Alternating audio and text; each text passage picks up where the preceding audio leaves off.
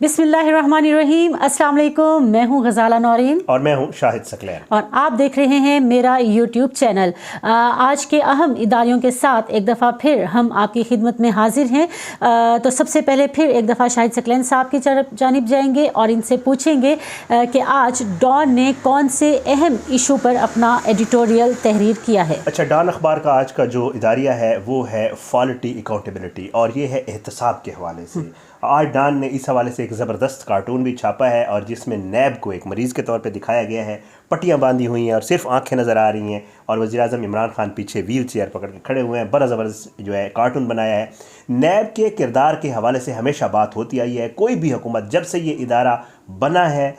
सदर मुशर्रफ के दौर में ये इदारा बनाया गया था, तब से कहा यही जाता रहा है हर अपोजिशन की तरफ से कि इस इदारे को हुकूमत ने हमेशा अपोजिशन के ख़िलाफ़ इस्तेमाल किया है। आज का जो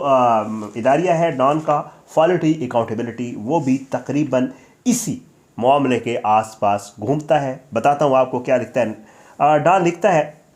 कि नैब की हुकूमत ने एक बार फिर नैब के आर्डीनेंस में तब्दीली की है। ये आपको थोड़ा सा आपकी इन्फॉर्मेशन के लिए बता दूं कि गुज़श्ता 2-3 महीनों में ये तीसरी तब्दीली है। पहली तब्दीली ये की गई कि नैब का चेयरमैन जब उसकी मुद्दत पूरी हुई तो उसमें जो है क्योंकि वज़ीर-ए-आज़म पाकिस्तान को अपोजिशन लीडर से इसके हवाले से बातचीत करनी होती है, हुकूमत ने उससे इनकार किया और एक आर्डीनेंस के ज़रिए जो मौजूदा चेयरमैन नैब है उनको कहा गया कि जी आप अपना ये टेन्योर जो है कंटिन्यू करें जब तक कि दूसरा नैब चेयरमैन नहीं लाया जाता। फिर दूसरी तब्दीली की गई और वो ये थी कि नैब के चेयरमैन जो है उनकी मुद्दत मुलाजमत में जो है वो तोसी की गई, 3 से 5 साल किया गया। फिर तीसरी अब जो की गई है इस महीने के शुरू में, और वो ये थी अब जो मौजूदा है आर्डीनेंस उसका ये है कि नैब के चेयरमैन को हटाने का जो अख्तियार था सुप्रीम जुडिशल काउंसिल के पास, वो लेकर सदर पाकिस्तान को तफवीज़ कर दिया गया है। और सदर पाकिस्तान, इदारिया भी यही लिखता है कि सदर पाकिस्तान जो है वो हमेशा वज़ीर-ए-आज़म पाकिस्तान की खुशनुदी के लिए काम करते होते हैं, क्योंकि ज़ाहिर है वो पार्टी के भी ही उनको सदर बनाती है, तो हमेशा हर हुकूमत में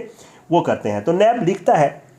कि ये सदर पाकिस्तान को अब तफवीज़ कर दी गई है, तो ज़ाहिर है सदर पाकिस्तान वज़ीर-ए-आज़म को खुश करेगा। और जब चेयरमैन नैब को ये पता होगा कि मुझे वज़ीर-ए-आज़म पाकिस्तान या सदर पाकिस्तान हटा सकते हैं, तो वो वज़ीर-ए-आज़म पाकिस्तान की खुशनुदी के लिए काम करेगा। और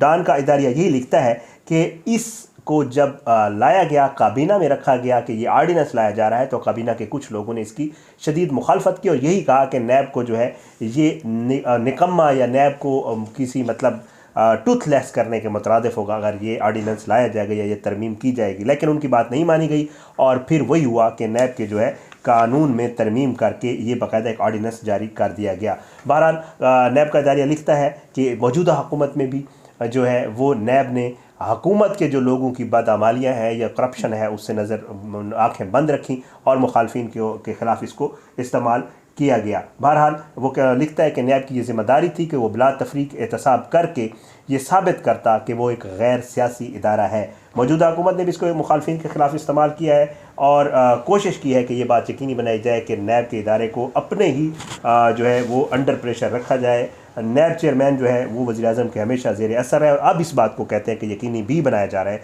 ये काम करके। बहरहाल अपोजिशन ने वो कहते हैं कि इसको मुस्तरद किया है। तवक्को डॉन ये करता है, मेरी तो थोड़ी सी तवक्को अपोजिशन से हमेशा मुख्तलिफ रहती है, क्योंकि अपोजिशन ने आज तक हकीकी अपोजिशन का किरदार अदा ही नहीं किया। डॉन ये लिखता है कि तवक्को करता है कि अपोजिशन हुकूमत करेगी और नैब अब वो कहते हैं कि वक्त आ गया है कि एक इस ऐसे टूथलेस, एक ऐसे गैर मुअस्सर या ऐसे इदारा जो कि हमेशा मुखालफों के ख़िलाफ़ इस्तेमाल हुआ उसको ख़त्म कर दिया जाए, तो ये सबसे मुनासिब वक्त होगा। जी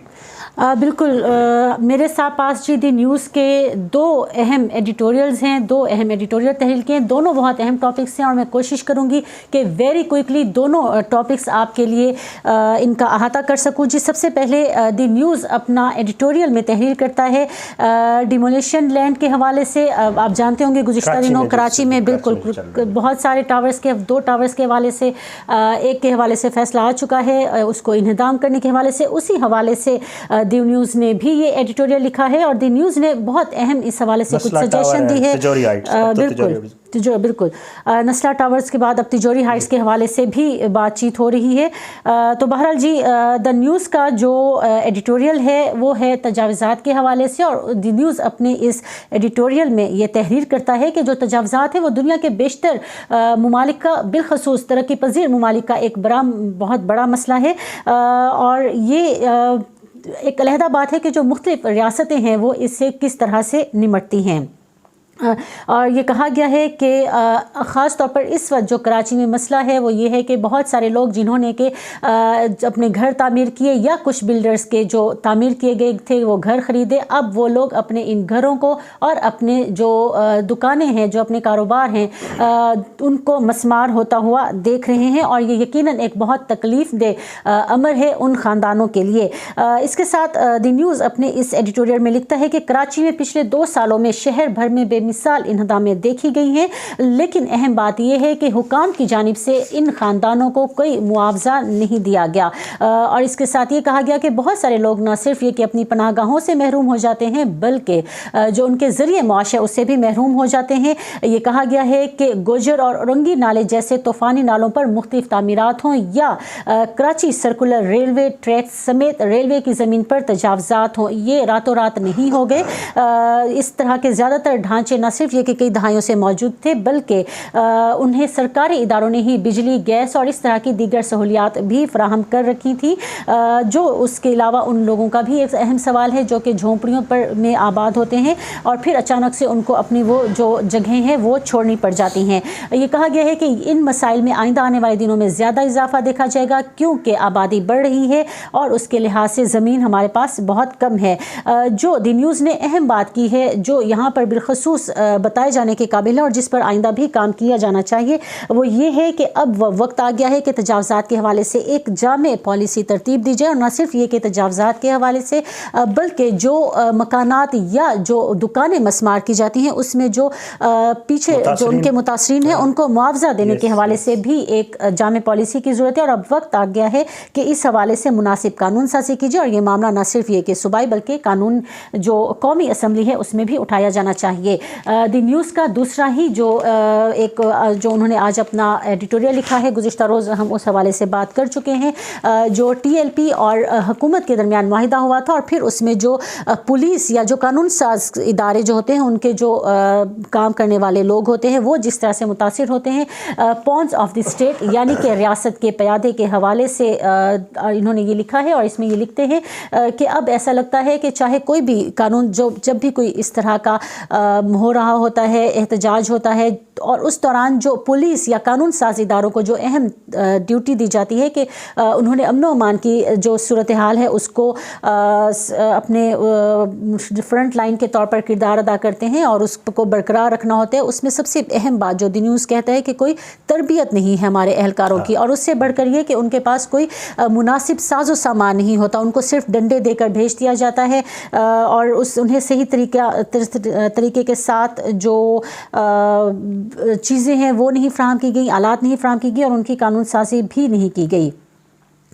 دی نیوز نے کچھ اس حوالے سے جو فیکٹس اینڈ فگرز ہیں وہ بھی بتائے ہیں. دی نیوز اپنے اس ایڈیٹوریل میں لکھتا ہے کہ خیال یہ کیا جاتا ہے کہ پچھلے 7 سالوں میں کم از کم 100 پولیس اہلکار، مطلب یہ کم از کم انہوں نے تعداد بتائی ہے، 100 پولیس اہلکار ایسے ہیں جو دہشت گردوں یا عسکریت پسند قوتوں کے ہاتھوں اپنی جانیں گنوا چکے ہیں، اور بہت سارے ایسے لوگ ہیں جو کہ بڑی عمارتوں کی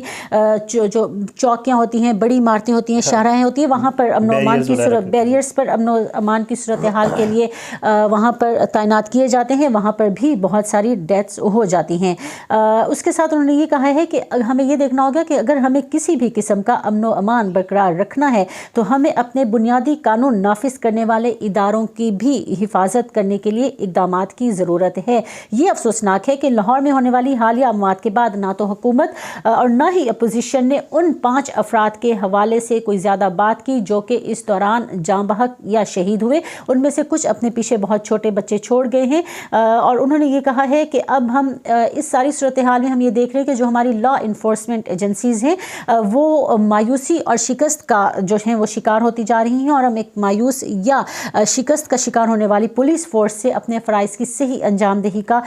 جو ایک توقع ہے وہ نہیں رکھ سکتے. اس لیے انہوں نے کہا کہ ضرورت اس بات کی ہے کہ ہمیں اپنی جو پولیس ہے ان کو مزید با اختیار کیا جائے، ان کو تربیت یافتہ کیا جائے اور ان کو اس طرح کے مظاہروں سے، اس طرح کی صورتحال سے نمٹنے کے لیے مزید تربیت دی جائے. اور اس کے ساتھ انہوں نے یہ کہا ہے کہ جو خاص طور پر اس طرح کی صورتحال میں معاوضے کی ادائیگی ہے اس کو بھی مد نظر رکھا جانا چاہیے. آج میرا خیال سے آخری جو ہم نے ایکسپریس ٹریبیون کی بجائے جو بزنس ریکارڈر کو شامل کیا ہے یہ اخبار ظاہری بات ہے ہم کیونکہ آج ایکسپریس ٹریبیون بھی میں دیکھ رہا تھا اس میں بھی اچھے تھے ایڈیٹوریلز، بس ہم نے تھوڑا سا ریپیٹیشن کی ہاں معاشی اور سیاسی جو ہے وہ ملاپ کے حوالے سے بات کی ہے بزنس ریکارڈر نے. بزنس ریکارڈر جو ہے integration of political and economic factors بتایا ہے اپنا بزنس ریکارڈر نے کہ کس طرح جو معاشی مجبوریاں ہوتی ہیں حکومت کی اس کے بدلے میں کچھ سیاسی فیصلے کر کے جو ہے گزشتہ حکومتیں بھی اور اب موجودہ حکومت کو بھی کچھ ایسے فیصلے کرنے پڑ رہے ہیں. اور اس میں جو پیٹرولیم پرائسز میں وزیر اعظم نے اضافہ نہیں کیا اس دفعہ اس کا حوالہ بھی دیا ہے. تھوڑا سا آپ کو یہ پڑھ کے سنا دیتا ہوں. وہ کہتے ہیں کہ عمران خان کو یہ بات اسی وقت ہی سمجھ آ گئی تھی 2018 میں جب انہیں الیکشن جیتا تھا کہ جو حکومت موجودہ حکومت ہوتی ہے اس کو پتہ ہوتا ہے کہ معاشی معاملات کیا ہیں اور کس طرح سیاسی فیصلے کرنے ہیں. بہتر وہی حکومت بندہ سمجھ سکتا ہے جو اس وقت حکومت میں ہوتا ہے کیونکہ اپوزیشن میں یہ بات سمجھ نہیں آتی. بزنس ریکارڈر لکھتا ہے کہ دو عمران خان نے اس وقت جو ٹیم ہائر کی تھی اور عمران خان یہ اپنی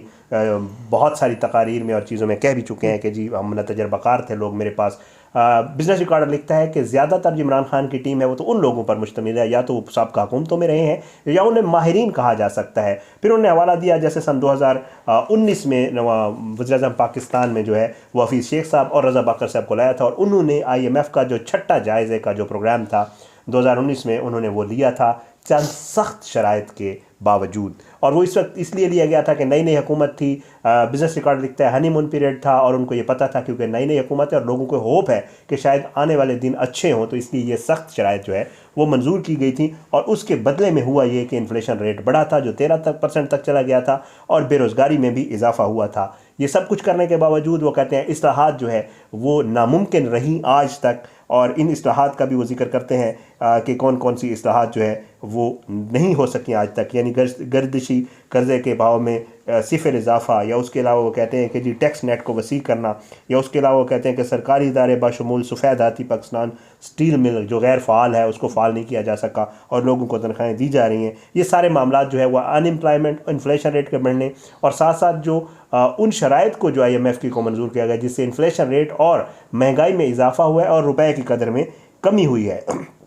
تو بزنس ریکارڈر اپنے اس ایڈیٹوریل کے آخر میں لکھتا ہے کہ اب جو ہے کیونکہ وزیر اعظم کو یہ نظر آ گیا ہے کہ وقت کم رہ گیا ہے تو اب کچھ ایسے فیصلے کرنے پڑ رہے ہیں جیسے پیٹرول کی پرائسز بڑھنی تھیں. اوگرا نے لکھ کے بھیجا تھا کہ بین الاقوامی قیمتیں بڑھ رہی ہیں، موجودہ ٹیکسوں کے علاوہ پیٹرولیم لیوی جس میں گزشتہ ماہ بڑے پیمانے پر کمی کی گئی ہے اور روپے کا جو ہے وہ کٹاؤ جو آج ان مصنوعات کی بلند قیمتوں کی وجہ ہے. ایسی مجبوریاں بھی ہیں لیکن وزیر اعظم کو یہ فیصلہ کرنا پڑا کہ جو ہے وہ پیٹرولیم پرائسز نہ بڑھائیں. تو اب وہ کہتے ہیں بزنس ریکارڈر کہ یہ ایک حقیقت ہے کہ ملک کا جو قرضہ ہے وہ 16.5 ٹریلین روپے سے آج 26 ٹریلین روپے تک پہنچ چکا ہے اور 125.6 بلین ڈالر کا بیرونی قرضہ ہے جو 2018 میں حکومت کو وراثت میں ملا تھا. تاہم وہ لکھتے ہیں کہ جی چھٹے جائزے کی کامیابی سے تکمیل کے لیے IMF کی شرائط کو قبول کرنے کا تماشا سیاسی طور پر اس لیے پریشان کن ہونا چاہیے کہ مالیاتی پالیسیاں نہ صرف نمو کو روکیں گی، استفراغ زر کے ساتھ ساتھ محصولات کی وصولی کے ہدف پر بھی اثر پڑے گا، لیکن اس کے بغیر آمدنی میں یکساں اضافہ اور مزید جو ہے پرتشدد مظاہروں کو بھی بڑھاوا دے سکتا ہے اور وزیر اعظم کی سیاسی ساکھ کو بھی یہ چیزیں نقصان پہنچا سکتی ہیں. آج کے لیے اتنا ہی. اب ہمیں اجازت دیجیے اس دعا کے ساتھ کہ آپ جہاں رہیں خوش رہیں سلامت رہیں اور اس درخواست کے ساتھ کہ میرے YouTube چینل کو لائک سبسکرائب کیجیے گا، ویڈیو اچھی لگی ہو تو لائک کیجیے گا. اللہ حافظ. پاکستان زندہ باد.